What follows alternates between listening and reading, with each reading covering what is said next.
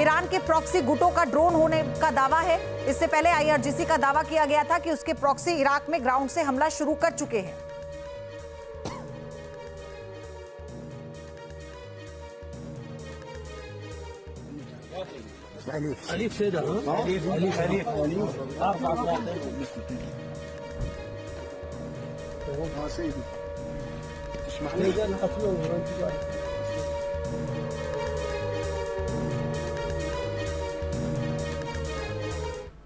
तो चलिए अब आपको मिडिल ईस्ट में अमेरिकी ठिकानों पर हमले की अलग अलग तस्वीरें हम दिखा रहे हैं। आप देखिए कैसे देश और जगह बदल रही है, लेकिन टारगेट एक ही है। वहीं इराक में ईरान विरोधी गुटों को ईरान के खिलाफ तैयार भी किया जा रहा है। आप बहरीन देखिए, इरबिल देखिए, जॉर्डन देखिए और नजफ देखिए। ये फिलहाल 4 तस्वीरें एक वानगी भर हैं। ऐसे कई मिडिल ईस्ट के देश हैं जहां पर अमेरिकी सैन्य ठिकानों को हर जगह पर जो एयर डिफेंस सिस्टम है वो इंटरसेप्ट नहीं कर पा रहा है। ईरान की मिसाइलें, कई जगहों पर भारी नुकसान हुआ है US बेस पर। तो ईरान की मिसाइल के साथ ही ड्रोन ने कहर बरपा दिया। सैटेलाइट तस्वीरों से पता चला है कि अमेरिकी एयरबेस पर कैसे और कितनी तबाही मची है।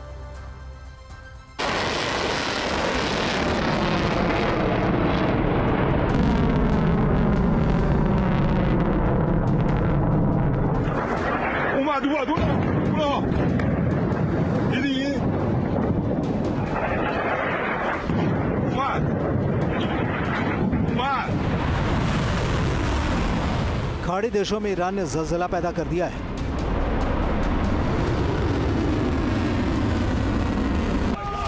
ईरान ने अपने मिसाइलों और ड्रोन को बेलगाम कर दिया है।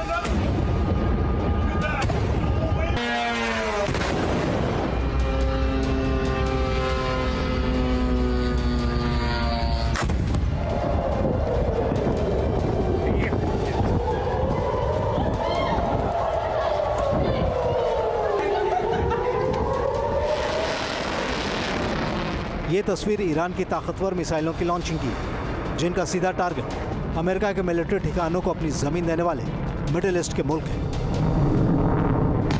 अल्लाह अकबर, अल्लाह अकबर, अल्लाह अकबर।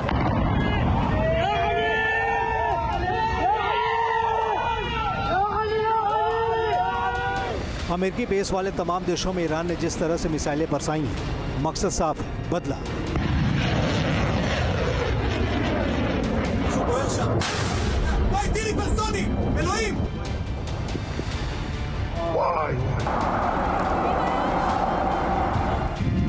लेकिन ईरान के बदले की साग में मिडिल ईस्ट के 7 से ज्यादा देश पूरी तरह से झुलस चुके हैं।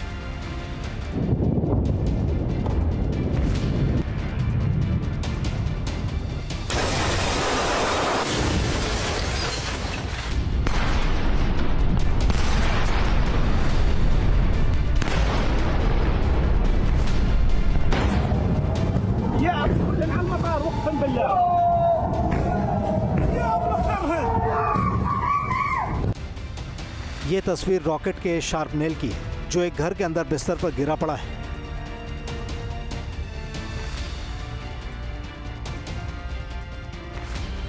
इस शार्पनेल ने 11 साल के एक बच्चे की जान ले ली।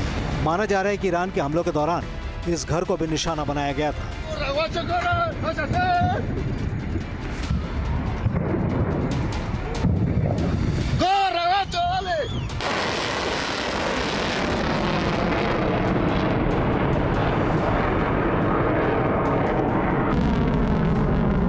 अमेरिका और इजराइल के संगठित हमलों के जवाब में ईरान की तरफ से दागी गई मिसाइलों और ड्रोन की बौछार ने मिडिल ईस्ट के इन देशों को तहस नहस कर दिया है।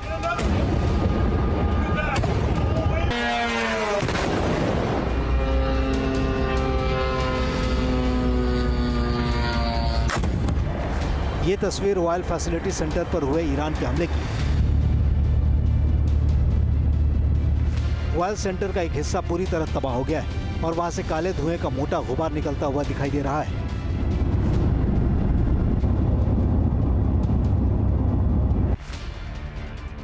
सैटेलाइट तस्वीरों से पता चलता है कि ईरान ने मध्य पूर्व में कई अमेरिकी मिसाइल और डिफेंस रडार ठिकानों को निशाना बनाया है। कतर के अल उदैद हवाई अड्डे पर मौजूद अमेरिका का $1 अरब से ज्यादा की कीमत वाला वार्निंग रडार सिस्टम निस्तनाबूद हो गया है। इसी तरह सऊदी अरब में ईरान ने रडार साइट पर हमला किया है। इस हमले के बाद रडार वाला हैंगर पूरी तरह जलकर राख हो गया है। ईरान की मिसाइलों ने यही हाल जॉर्डन का किया है। मुफक साल्टी एयरबेस पर स्थित एक और रडार साइट पर ईरान ने हमला किया है। सैटेलाइट तस्वीरों में नुकसान साफ साफ दिखाई दे रहा है। यूएई में अमेरिका के एक सैन्य ठिकाने पर रडार और थाड के बुनियादी ढांचों पर ईरान ने हमला किया है। इस हमले की वजह से आसपास की इमारतों को नुकसान पहुंचा है।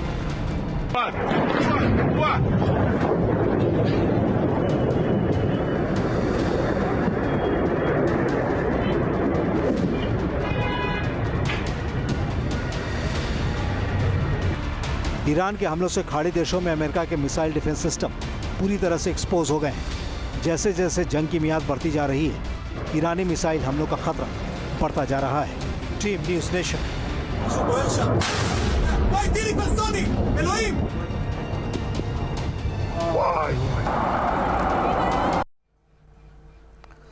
तो बड़ी खबर, अरब सागर में अमेरिकी नेवी की शिप पर हमले का दावा किया गया। एंटी शिप मिसाइल से यूएस डिस्ट्रॉयर पर हमला किया गया है। ईरानी मीडिया के हवाले से खबर आई है, यूएस डिस्ट्रॉयर के डेक पर आग लगती हुई देखी गई है। तो ये एक बड़ा नुकसान पहुंचाया गया है अगर ऐसा है, क्योंकि यूएस की तरफ से अभी तक इस पर कोई ऑथेंटिक तस्वीर या पुष्टि नहीं की गई है। लेकिन एंटी शिप मिसाइल से यूएस डिस्ट्रॉयर पर हमला ईरान ने जो किया है वो उस हमले में सफल रहा है। तो एक सैटेलाइट तस्वीर जरूर सामने आई है जिसे आईआरजीसी की तरफ से जारी किया गया है, लेकिन ईरानी मीडिया के हवाले से जो खबर है उस पर यूएस मीडिया का कोई स्टैंड अभी नहीं आया है। ईरानी मीडिया के हवाले से एक और बहुत बड़ी खबर है, इजराइल के डिमोना एटमी रिएक्टर पर हमला संभव है। सरकार बदलने की कोशिश होगी तो कुछ भी संभव है। डिमोना इजराइल के न्यूक्लियर प्रोग्राम का दिल माना जाता है। अगर ऐसा हुआ तो इससे वहां रेडिएशन का खतरा बढ़ सकता है और युद्ध का दायरा और ज्यादा बढ़ सकता है। आप देखिए कहां तक पहुंच चुकी है ये लड़ाई। तो ये न्यूक्लियर सेंटर है इजराइल का।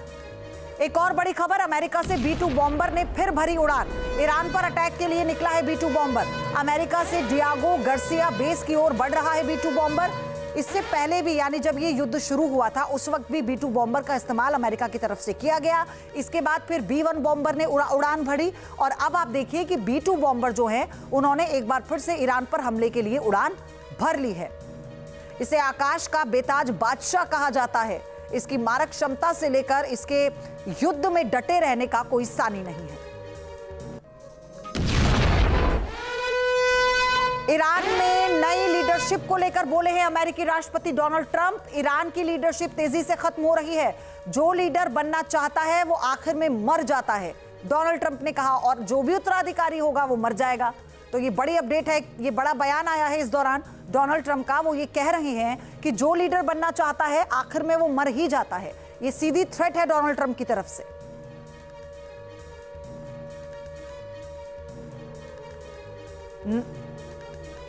मेरे सहयोगी राहुल डबास हमारे साथ इस वक्त जुड़ चुके हैं।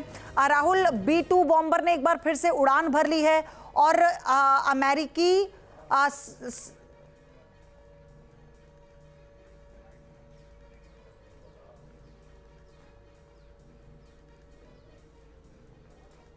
आपके मोबाइल पर तुरंत आएगी ब्रेकिंग न्यूज। स्क्रीन पर सबसे पहले दिखेगी बड़ी खबर। देश दुनिया की हर खबर एक जगह। अब आपके मोबाइल पर तुरंत फटाफट इंस्टॉल कीजिए न्यूज़ नेशन ऐप और रखिए खुद को अपडेट।